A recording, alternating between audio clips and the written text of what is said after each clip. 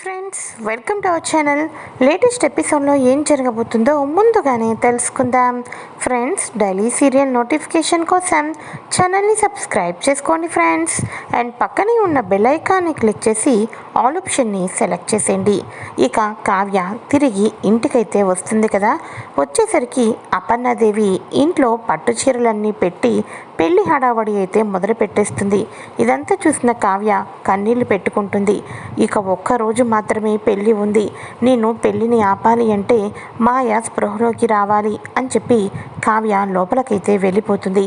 ఈ లోపల రాజు వచ్చి కళావతితోటి, కావ్య నువ్వు ఈ ఊరంతా తిరిగి ఈ పెళ్ళిని ఆపడం కోసం విశ్వ ప్రయత్నాలు చేస్తున్నావు, కానీ నేను గుమ్మం దాటుకోకుండానే ఈ పెళ్ళిని ఆపేస్తున్నాను అని అనగానే, ఏం మాట్లాడుతున్నారండి, ఈ పెళ్ళిని ఆపుతున్నారా, ఎలాగా అని చెప్పేసి అనగానే, ఇక అప్పుడు రాజ్ మాయ యొక్క నిజస్వరూపాన్ని బయట పెడతాడు.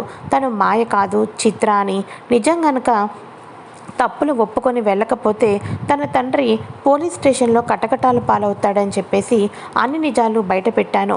రాత్రికి రాత్రే పెట్టే బేడ సర్దుకొని పూర్తిగా వెళ్ళిపోతుంది అని చెప్పేసి చెప్పంగానే ఒక్కసారిగా కావ్య షాక్ అయిపోతూ ఉంటుంది.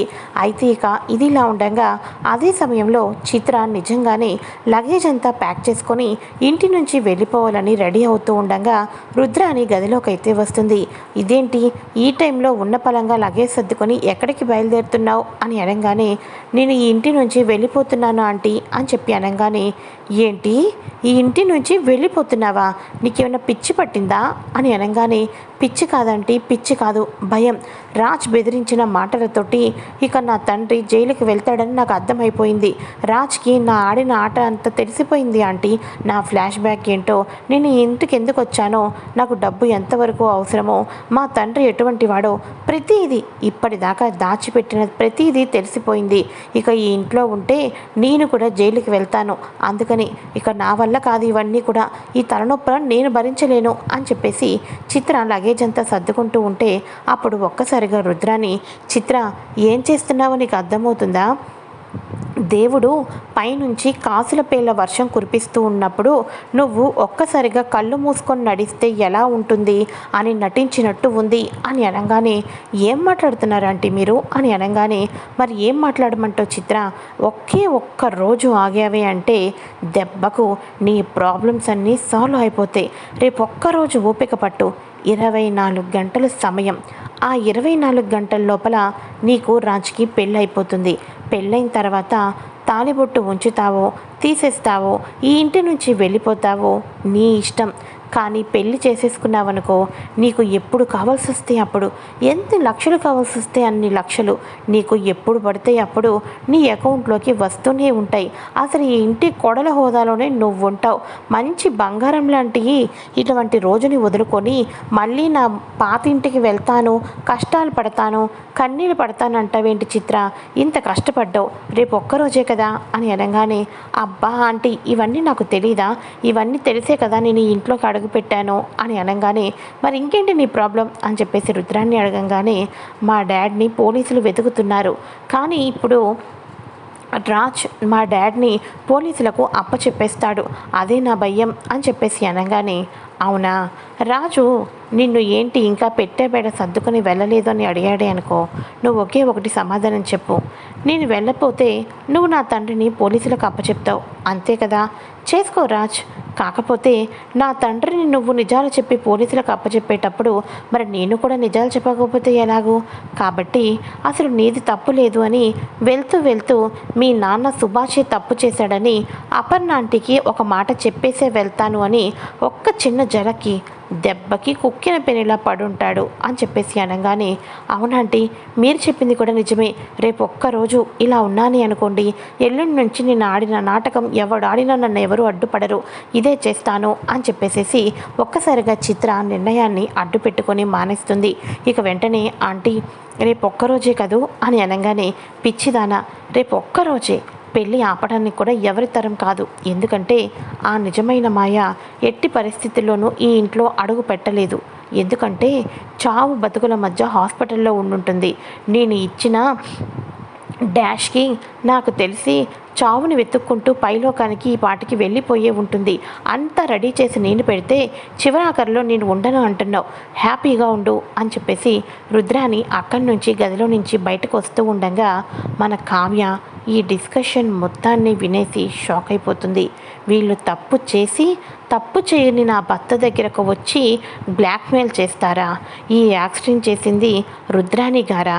ఈ పెళ్లి విషయంలో మాయ స్పృహలోకి రాని ఈ రుద్రానికి మామూలుగా ఉండదు. ఇంతకాలం ఆస్తులు పాస్తులు అయిన వాళ్ళు లేకపోయినా ఈ ఇంట్లో చక్రం తిప్పేద్దాము అనుకుంది. రేపటి నుంచి వంటగదిలో అంటులు రుద్దుకోవడం తప్ప దేనికి పనికి రాకోకుండా చేయకపోతే నా పేరు కావ్య కాదు అని చెప్పేసేసి కావ్య అనుకుంటూ అక్కడి నుంచి బయటకైతే వచ్చేస్తుంది. ఇక అప్పుకి ఫోన్ చేస్తుంది. అప్పు ఎలా ఉంది, ట్రీట్మెంట్ చేస్తున్నారా, స్పృహలోకి వచ్చే అవకాశాలు ఏమైనా ఉన్నాయా అని అనగానే అక్క అప్పుడు ఎలా ఉందో ఇప్పుడు అలాగనే ఉందక్క, నేను కూడా స్పృహలోకి రావాలని కోరుకుంటున్నాను. నీకు స్పృహలోకి రాగానే ఇక ఫోన్ చేసి ఇన్ఫర్మేషన్ ఇస్తాను అని చెప్పేసి అప్పు ఫోన్ని పెట్టేస్తుంది. ఉదయాన్నే రాజ్ ఆనందంగా పెళ్లి పనులు ఆగిపోతాయి, ఈ అమ్మాయి ఇంటి నుంచి వెళ్ళిపోయింది అని అనుకునే వార్త వినిపించింది అనుకుంటే ఇక ఉదయాన్నే రాజ్కి ఆ అమ్మాయికి మంగళస్థానాలని చెప్పేసి అపర్ణాదేవి షాక్ ఇస్తుంది. ఇక మంగళస్థానానికి రెడీ అయిపోతుంది చిత్ర. ఇదేంటిది, ఇంటి నుంచి గంట వెళ్ళిపోయిందనుకుంటే స్నానానికి రెడీగా కూర్చుంది అని రాజ్కి ఒక్క క్షణం ఏమీ అర్థం కాదు. ఇక వెంటనే అప్పుడు తను జలకిస్తూ ఉంటుంది. నువ్వు మా నాన్న గురించి పోలీసులకి ఇన్ఫర్మేషన్ ఇస్తే నేను మీ నాన్న గురించి ఆంటీకి ఇన్ఫర్మేషన్ ఇస్తాను. ఇక అప్పుడు ఆంటీ హార్ట్ అటాక్ తోటి చనిపోతారో లేకపోతే ఈ వయసులో తన భర్త తప్పు చేశాడని తెలుసుకొని పుట్టింటికి వెళ్ళిపోయి నీ కళ్ళ ముందే నీ తల్లిదండ్రుల బంధం 3 ముక్కలైపోతుందో ఇవన్నీ లైవ్లో చూద్దు అని చెప్పేసి మాయ ఒక్కసారిగా మన రాజ్కి బ్లాక్మెయిల్ చేయటంతో రాజ్కి కోపం వచ్చి చెయ్యి ఎత్తినవాడు కాస్త చంప పగల కొట్టుకోకుండానే దించేసి తనలో తానే తిట్టుకుంటూ ఉంటాడు. అయితే ఇక కావ్య భయపడిపోతూ టెన్షన్ పడిపోతూ ఉంటుంది. ఇక నిన్నటి నుంచి చూస్తున్నాను కళావతి, ఎందుకని ఏదైనా సరే ధైర్యంగా నేను చేసేస్తాను, నేను నిరూపిస్తాను, ఏమీ కాదు అని చెప్పేసి ధైర్యంగా ఉన్న నువ్వే నీలో నువ్వు బాధపడుతున్నావు, కన్నీళ్ళు పెట్టుకుంటున్నావు, దేని గురించి విపరీతంగా టెన్షన్ పడుతున్నావు. అసలు ఏమైంది కళావతి, నేను పెళ్లి చేసేసుకుంటానేమోనని భయపడుతున్నావా అని అనగానే అబ్బా అవన్నీ కాదండి, మీకు ఒక విషయం చెప్పాలి అని చెప్పేసేసి యాక్సిడెంట్ విషయం చెప్తుంది. అది కూడా రుద్రాణి చేసిందన్న విషయాన్ని చెప్పేస్తుంది. అప్పుడు రాజ్ ఆశ్చర్యపోతాడు. అందుకనే కదా ఇప్పుడు చూడు, ఉన్నది పోయే ఉంచుకున్నది పోయే అన్నట్టుగా ఇప్పుడు నిజమైన మాయేమో హాస్పిటల్లో కొన ఊపిరితో ఉంటే అబద్ధపు మాయను పెళ్లి చేసుకోవాల్సి వస్తుంది అని చెప్పేసి రాజ్ అంటూ ఉంటాడు. ఇక వెంటనే ఏవండి మనం నిజం చెప్పాలి అని ప్రయత్నం చేశామే అనుకోండి, అత్తయ్య గారికి ఇంకొక నిజం తెలిసిపోతుంది, మావయ్య గారు తప్పు చేశారని. ఆ నిజం వింటే అత్తయ్య గారికి తప్పకుండా హార్ట్ అటాక్ వస్తుందండి. కాబట్టి ఎట్టి పరిస్థితుల్లోనూ కూడా మావయ్య గారు తప్పు చేశారనే విషయం మనం అత్తయ్య గారి దగ్గర చెప్పకూడదు అని చెప్పేసి రాజ్ కావ్య వాళ్ళు ఇద్దరు కూడా డిసైడ్ అయిపోతారు. మరోపక్క రాజ్ ఇలా రా అని చెప్పేసేసి బాసికం కట్టి పెళ్లి పంటలు వేసుకొని రమ్మని చెప్పి పంతులు గారు బయలుదేరిపోయారు. ఇక పెళ్ళంటే 100 మంది జనాలు వచ్చేసేసి మీడియా వాళ్ళందరూ కూడా వచ్చి చేసేది కాదు. పెళ్ళి అంటే 4 గోడల మధ్య మాత్రమే జరుగుతుంది.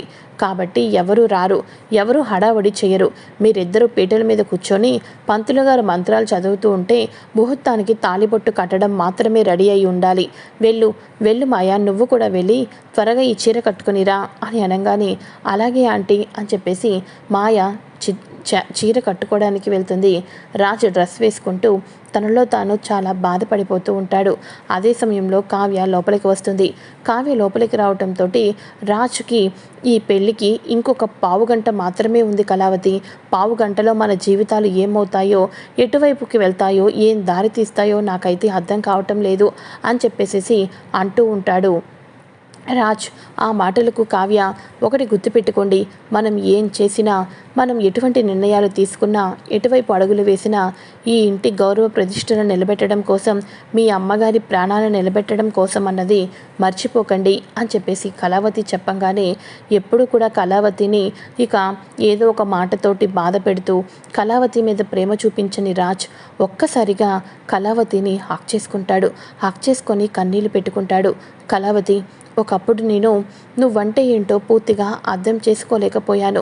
కానీ 3 ముళ్ళ బంధంతో ఒక బ్రహ్మముడితోటి నువ్వు ఈ ఇంట్లోకి నా భార్యగా అడుగుపెట్టి పూర్తిగా నా కష్టాలన్నింటినీ కూడా నీ నెత్తి మీద వేసుకొని ఇప్పటిదాకా ఈదుకుంటూ వచ్చావు. భార్య అంటే ఏంటో తెలుసుకోలేకపోయాను. ఇప్పుడు భార్య గొప్పతనము విలువ తెలుసుకున్నా దగ్గరకు తీసుకోలేని స్థితిలో ఉన్నాను. నేను విలువ తెలియనప్పుడేమో దూరం పెట్టాను, విలువ తెలిసినప్పుడేమో నా పక్కన మరొక విలువ తెలియని భార్య వచ్చి కూర్చోబోతుంది అని చెప్పేసి రాజ్ ఫీల్ అవుతూ ఉంటాడు. అయితే ఈ లోపల అపర్ణాదేవి రాజ్ అని చెప్పి పిలవటంతో ఒక్కసారిగా కళావతి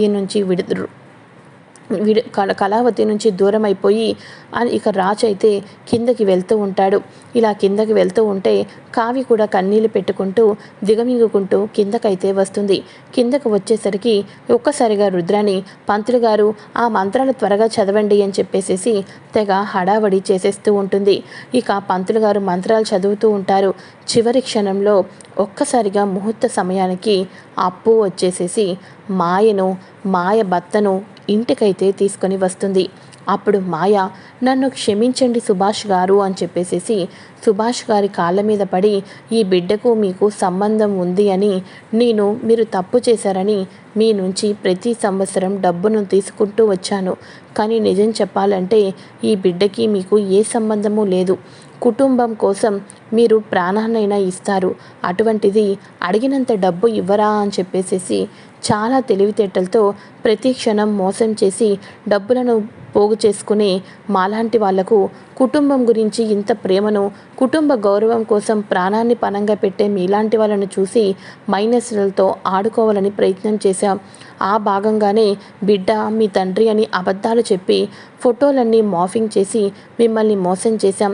ఈ బిడ్డ మీ బాబు కానీ కాదు, నన్ను క్షమించండి అని చెప్పేసేసి ఇక తనకు పుట్టిన బిడ్డ అని చెప్పేసేసి ఇక తన తండ్రి కూడా బాబుని తీసుకొని హక్ చేసుకుంటూ బాధపడుతూ ఉంటాడు. బిడ్డ పుట్టేసిన తర్వాత మాకు డబ్బు మీద మరింత వ్యామోహమైంది. తక్కువ సమయంలోనే కోట్లు గడించాలంటే ఏం చేయాలని ఆలోచించాం. అందుకోసమే ఒక్కొక్క దగ్గర ఒక్కొక్కసారి నా భార్య తన చేతి వాటాన్ని చూపిస్తూ వచ్చాం. కానీ ఈరోజు ఒక విలువలతో కూడిన కుటుంబంలో వేలు పెడితే ఏం జరుగుతుందా అన్నది దేవుడు మాకు చూపించాడు.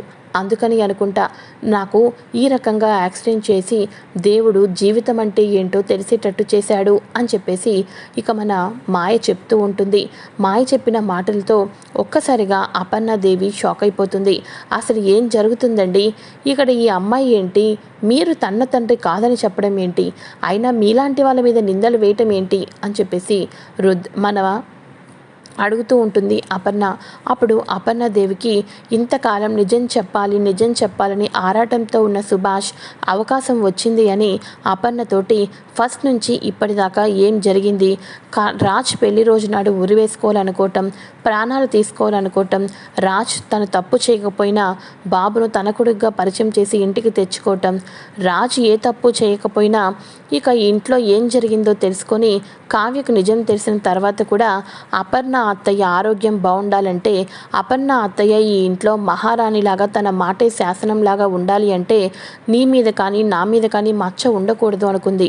అందుకనే నా మీద లేనిపోని నిందలు పడ్డా కూడా అవి నిజమని నమ్ముతున్నా కూడా కావ్య మాత్రం మన ఇద్దరి కాపురం కలకాలం కలిసిమెలిసి ఉండాలని చెప్పేసి మన 25 ఏళ్ల వివాహ బంధం గురించి ఆలోచించి ఇక అన్యం పుణ్యం తెలియకుండా పెళ్లి చేసుకున్న తర్వాత ఒక ఆనందమైన క్షణం కూడా భరించలేకుండా సంవత్సరం అయిన తర్వాత కూడా అత్తింటిలో అత్త యొక్క ప్రేమ అందకలేకపోయినా కూడా ఆ అత్తే కాపురమే బాగుండాలని ఆలోచించి కావ్య ఇంతకాలం ఇంత చేసింది అని చెప్పేసి చెప్పంగానే ప్రతి ఒక్కరూ షాక్ అయిపోతారు.